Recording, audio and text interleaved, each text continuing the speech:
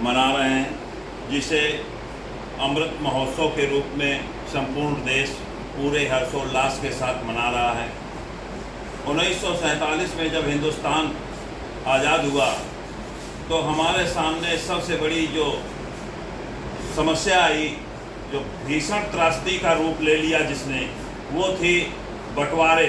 हिंदुस्तान और पाकिस्तान का जो बंटवारा हुआ, उसमें पहला ऐसा बंटवारा है पूरी दुनिया में जिसमें ज़मीन के साथ साथ भौगोलिक स्थिति के साथ साथ वहाँ की आबादी भी परिवर्तित हुई। आबादी को इधर से उधर जाना पड़ा, उधर से इधर आना पड़ा, जिसमें लाखों लोग मारे गए, भारी तबाही हुई। इसके बाद चीन से हमारे देश को युद्ध से जूझना पड़ा 1962 में। इसके बाद 1965 में पाकिस्तान से युद्ध से जूझना पड़ा, जिनके कारण हमारी आर्थिक स्थिति बहुत खराब हो गई। लेकिन हमारे देश प्रेम ने, देश के प्रति कर्तव्य परायणता ने धीरे धीरे देश को आगे ले जाने में सहयोग किया। देश के लोग देश को आगे बढ़ाने के लिए, विकास को मार्ग पर ले जाने के लिए तत्पर हुए और आज हम 5 ट्रिलियन इकोनॉमी की ओर लक्ष्य को लेकर के बढ़ रहे हैं। परमाणु शक्ति से संपन्न हो चुके हैं, सैन्य शक्ति में हम बहुत मजबूत हैं तथा मंगल व चांद में मानव रहित मिशन को पूरा कर चुके हैं। 5वां स्थान दुनिया के देशों में हमने प्राप्त कर लिया है। लेकिन अभी बहुत कुछ पाना शेष है।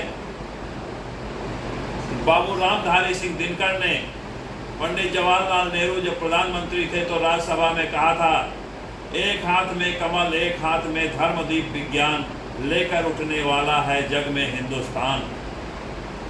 तो हमारा जो महान रचनाकार बाबू रामधारी सिंह दिनकर ने सपना देखा था, कल्पना की थी, उसको देश साकार करने की ओर अग्रसर हो रहा है। किसी महान व्यक्तित्व ने कहा है,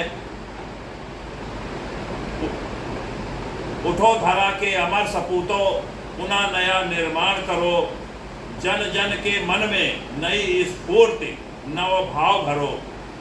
तो आज वक्त है नई स्फूर्ति, नई ऊर्जा, नए साहस, नए कर्मशीलता, नए देश प्रेम के साथ आगे बढ़ने का।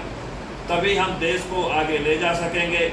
अभी हमारे देश में धर्म और जाति के नाम पर बहुत भारी मतभेद है और जाति और धर्म के नाम पर जो समाज में फैली हुई परेशानियां हैं, जो व्याप्त हैं समस्याएं, उसको दूर करना बहुत आवश्यक है। किसी महान व्यक्तित्व रचनाकार ने कहा है, बांट दिया इस धरती को, चांद सितारों का क्या होगा, नदियों के कुछ नाम रखे, बहती धारा का क्या होगा। शिव की गंगा भी पानी है, आबे जमजम भी पानी है, मुल्ला भी पिए, पंडित भी पिए, पानी का मजाक क्या होगा। फिरका परस्तों से पूछो, क्या सूरज नया बनाएंगे, एक हवा में सांस है सबकी, क्या हवा भी नहीं चलाओगे। जाति और धर्म के नाम पर आपस में वैमनस्यता उचित बात नहीं है। ये देश के विकास में बहुत गंभीर घातक है, बीमारी है जो हमें पीछे की ओर ढकेलती है। अभी एक जालौर में इंद्र नाम के बच्चे को एक अध्यापक ने इसलिए मार दिया, उसकी हत्या कर दी, क्योंकि उसने जो है उसके मटके में जिसमें वो पानी पीता था उसका छुआ पानी पी लिया और वो दुर्भाग्य से शूद्र जात से संबंधित बालक था। अगर आज के इस आधुनिक युग में जहां 2022 में हम 5 ट्रिलियन इकोनॉमी को लेकर के दुनिया में आगे बढ़ने का प्रयास कर रहे हैं, वहां अगर जाति के नाम पर इतना गंभीर अत्याचार हो तो ये हमारी विकास में भारी बाधा उत्पन्न करता है और एक प्रश्नवाचक चिन्ह लगाता है कि हम कहाँ खड़े हुए हैं। मेसोपोटामिया, सिंधु घाटी, मिस्र सभ्यता, कहीं पर भी जाति और धर्म के नाम पर वैमनस्यता का कोई संकेत प्राप्त नहीं होता है। मंदिर मस्जिद गुरुद्वारे में बांट दिया भगवान को, मंदिर मस्जिद गुरुद्वारे में बांट दिया भगवान में, धरती बांटी अंबर बांटा, मत बांटो इंसान को। अगर हम आपस में धर्म और जात के नाम पर लड़ते रहेंगे तो इस देश की रक्षा कौन करेगा। रोकर कहा आज के अब्दुल हमीद ने, रोकर कहा आज के अब्दुल हमीद ने, मैदान में है आरजू कि शहादत करेगा कौन, नफरतों में यूं ही सिर कटाते रहे तो हिंदुस्तान की हिफाजत करेगा कौन। हमें जाति और धर्म के नाम पर नफरत को ख़त्म करना होगा और भाईचारे को जन्म देना होगा।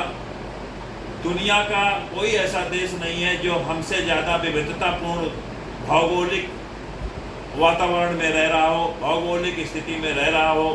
हमारे देश में -50 डिग्री टेम्परेचर की भी जगह है, 50 डिग्री टेम्परेचर में लोग, गर्मी में भीषण गर्मी की भी जगह है, सब शीतोष्ण वातावरण में भी हम जीते हैं।